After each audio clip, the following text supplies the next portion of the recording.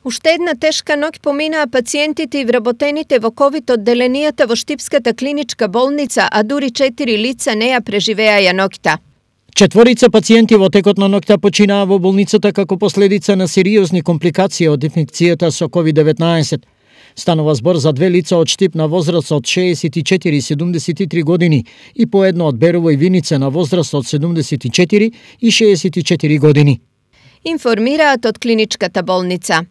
Ова е втора најлоша ноќ со голем број на починати пациенти за една вечер неделава, откако пред 2 дена починаа 5 пациенти во болницата.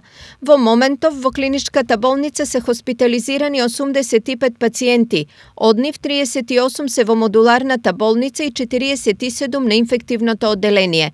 Дури 47 од пациентите се зависни од кислородна поддршка. Речи си 1/4 од капацитетите на клиничката болница во Штип се ставени во функција на пациенти со корона инфекција.